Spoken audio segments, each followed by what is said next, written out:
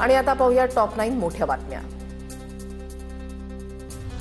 नाशिकमधील टीसीएस अत्याचार आणि धर्मांतरण प्रकरणातील आरोपी निदा खानला अटक। निदा खानला छत्रपती संभाजीनगरमधून अटक। निदा खानला आज कोर्टामध्ये हजर करण्याची शक्यता। निदा खानला लपवण्यामागे एमआयएम, जलील यांची चौकशी करा। निदा खानच्या अटकेनंतर शिरसाटांचा जलील यांच्यावर आरोप। निदा खान मुंबई ठाण्यामध्ये न जाता छत्रपती संभाजीनगरलाच कशी येते यामागचा मास्टर माइंड समोर यायला हवा।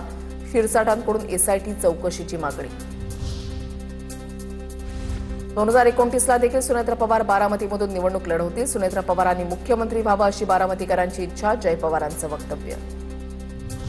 मुख्यमंत्री होण्यासाठी संख्याबळाची आवश्यकता असते, ते फडणवीसांकडे आहे। जय पवारांच्या विधानावर जयकुमार गोरेंची प्रतिक्रिया। तर सुनेत्रा पवार चांगल्या मताधिक्यानं निवडून आल्यानं जय पवारांना पुढची स्वप्न पडत असतील, गोगावलेंची प्रतिक्रिया।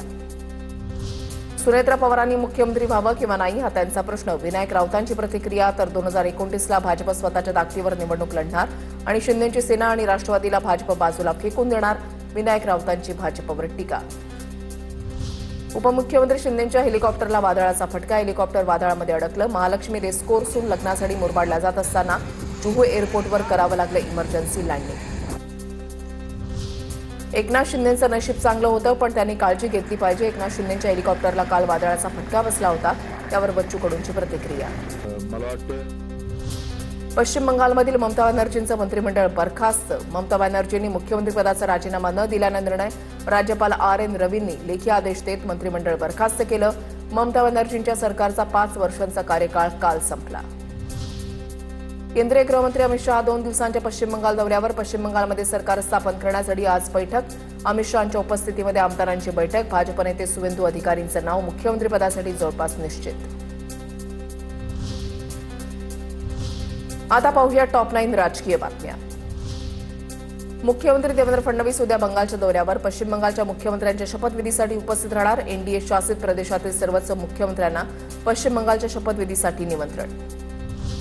तमिळनाडूमध्ये राजकीय घडामोडी वाढल्या। सीपीआय आणि सीपीआयएम पक्षाच्या आज स्वतंत्र बैठका।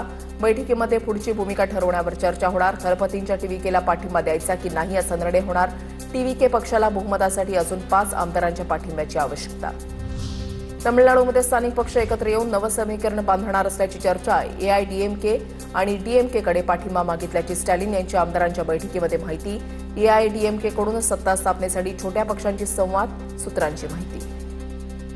तमिळनाडूमध्ये सत्ता स्थापनेसंदर्भात विजय थलपतींकडून पुन्हा राज्यपालांची भेट। तर आधी बहुमताचा आकडा सादर करा, मगच शपथविधी। राज्यपाल आर्लेकरांची भूमिका, सूत्रांची माहिती। महाराष्ट्र प्रत्येक पाऊल जपून टाकतो। टीव्हीके नावाच्या पक्षाला काही विचारधारा आहे का? संजय राऊतांची टीका। शरद पवार आज सातारा जिल्ह्याच्या दौऱ्यावर। राष्ट्रवादीकडून पवारांच्या दौऱ्यासंदर्भात पोस्टर जारी। आजारपणामुळे पवार राजकीय कार्यक्रमात सहभागी झाले नव्हते। आता प्रकृती ठीक असल्यानं पवार पुन्हा सक्रिय होणार। कणकवलीची निवडणूक जिंकल्यानंतर पारकरांची जागा शिंदेच्या सेनेच्या दिशेनं, विनायक राऊतांचा दावा। तर संदेश पारकर यांच्यावर आम्ही पाणी सोडलंय। संदेश पारकर शिंदेच्या शिवसेनेच्या वाटेवर असल्याच्या चर्चा। रत्नागिरी सिंधुदुर्गचे खासदार निद्रिस्त, एकही खासदार कामाचा नाही। खासदारांचा आवाज बंद झाल्यानं कोकण रेल्वेचा प्रश्न प्रलंबित। विनायक राऊतांची टीका। कोकणातील जनतेनं निवडून दिलेले खासदार झोपलेले। विनायक राऊतांची कोकणातील खासदारांवर निशाणा। छत्रपती संभाजीनगरमधील अतिक्रमण हटाव मोहिमेची बच्चू कडू यांच्याकडून पाहणी। मनपाच्या पथकानं फुटपाथवरील मटके फोडून अतिक्रमण हटवलं होतं। फुटपाथवरील मटके विक्रेत्यांची बच्चू कडूंनी भेट घेतली।